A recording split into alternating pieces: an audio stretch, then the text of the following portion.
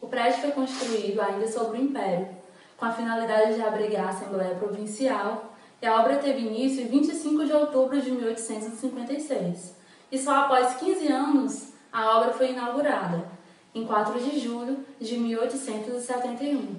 Mas o porquê desse período tão extenso na execução do projeto? Isso ocorreu devido a várias paralisações no percurso de construção do prédio, suspensões consequentes de faltas de verbas não disponibilizadas pelo Estado e por divergências de opiniões quanto à inconveniência da reunião da Assembleia e do Liceu no mesmo prédio, pois a princípio o edifício foi projetado para ter uso misto, o pavimento térreo abrigaria o Liceu e o superior a Assembleia.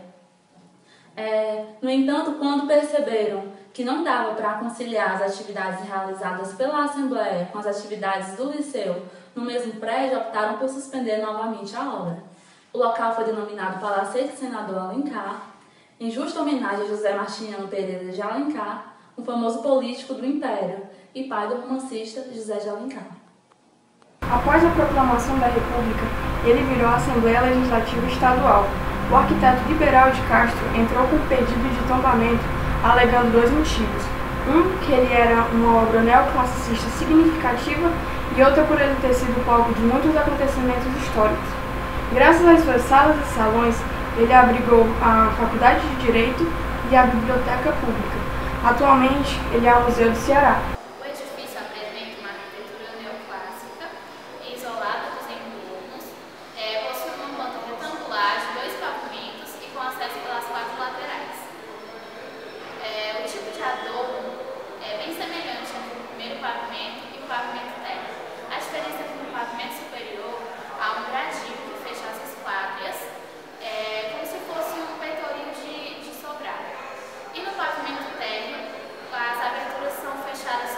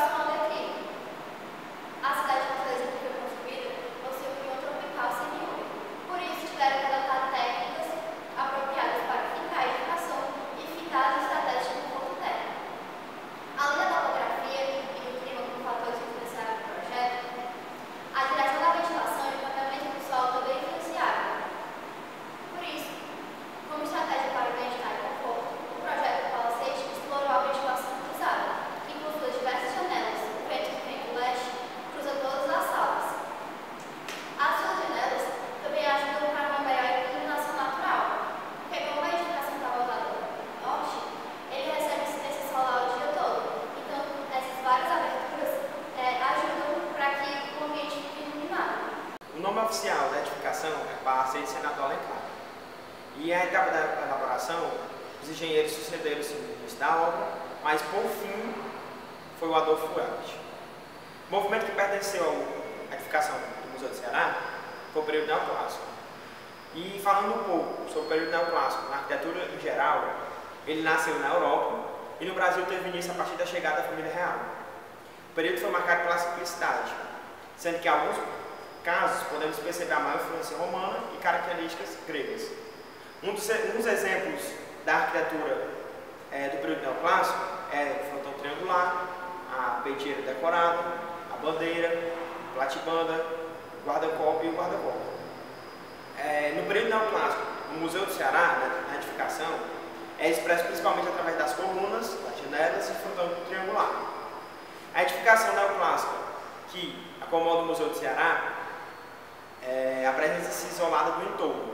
Apresenta elementos clássicos como a cúpula, frontão, colunas, arco romano, além de estruturas no topo, janelas maiores para melhor ventilação, iluminação e portas maiores para maior fluxo e assimetria.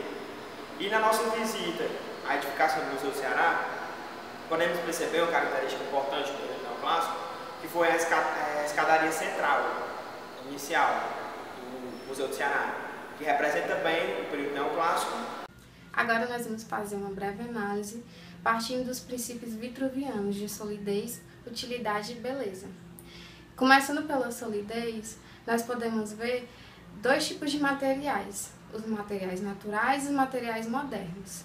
Na frente do museu está a porta principal, que é feita de madeira, tem um formato almofadado e tem 3,55 metros de altura. Em seu topo está o arco feito de pedra de cantaria, que possui o brasão da família portuguesa, que foi trago de Portugal e é feito de ferro. Há uma escada com 4 degraus e 4 colunas com estilo dórico-romano que amparam a escada, ambas também de pedra de cantaria e trago de Portugal. Acima da porta se encontra um cortiço que sustenta um balcão e uma balaústre que se abre para 3 janelas. Um pouco mais acima, há um frontão triangular com um brasão republicano feito de mármore. A reprodução fiel das paredes é uma tarefa impossível de ser feita, pois não há material de como foram reformuladas. Para fazer os reparos é necessário molhá-las e chapiscá-las para então poder receber o reboco.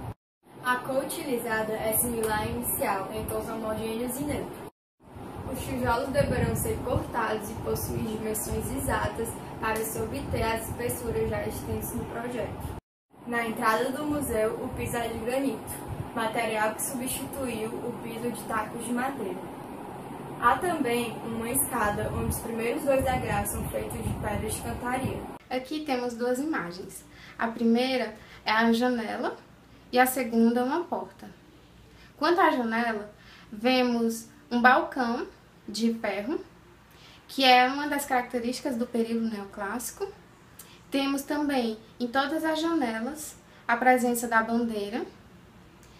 E a janela em si é de madeira, que é um material natural. O balcão é um material moderno, que é o ferro. E também temos na janela o vidro. Podemos observar que a porta é feita de madeira, material natural. E o seu corte é almofadado. Ela tem alguns detalhes, alguns desenhos com profundidade. Nessa imagem podemos ver tanto o piso quanto o teto de madeira. O teto já é o próprio andar superior. E em relação a essa madeira, ela não é a primeira madeira que foi utilizada na construção. Ela, durante as reformas, foi sendo trocada, tanto por desgaste quanto por causa dos cupins. Também podemos ver alguns arcos de porta, que essas portas foram fechadas para o uso de exposição, mas são paredes autoportantes. É bom lembrar que essas paredes não danificam a estrutura do edifício, ela simplesmente divide o espaço. A iluminação é feita através de calhas que são instaladas no teto, com aproximadamente 1,5 metro de distanciamento. para evitar que, caso ocorra algum acidente, danifique a estrutura do edifício. E essas calhas, elas têm alguns pontos de luz direcionados para as obras que estão em exposição. E em relação à iluminação das janelas, elas tiveram que ser barradas para poder preservar as peças da exposição.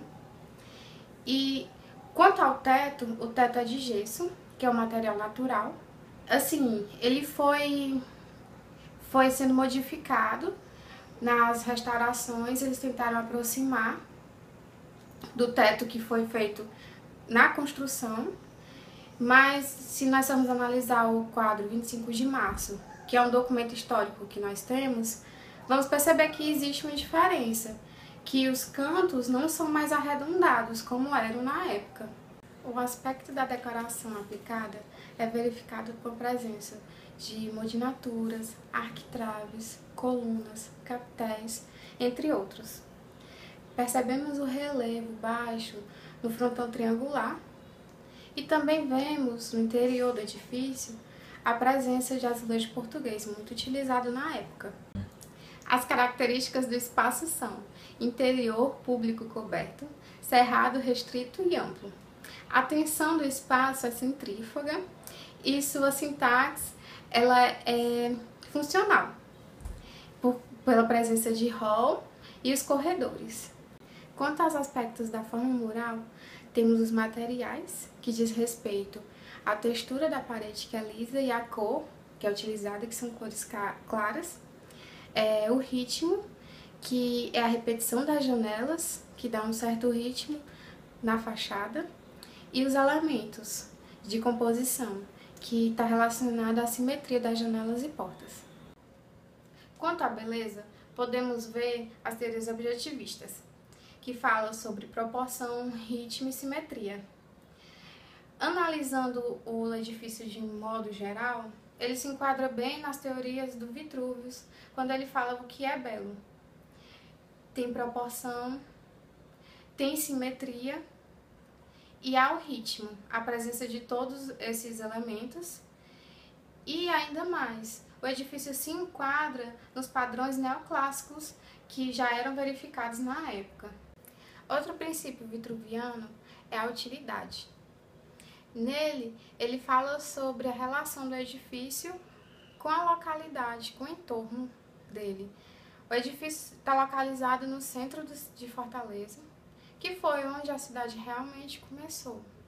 É um monumento histórico e ele abriga o Museu do Ceará hoje. E chega a ser redundante.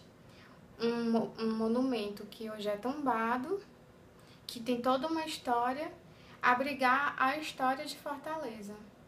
Nós estamos aqui com a professora Conceição e ela vai falar pra gente o que o museu representa, na visão dela. O museu representa assim, a nossa história, né?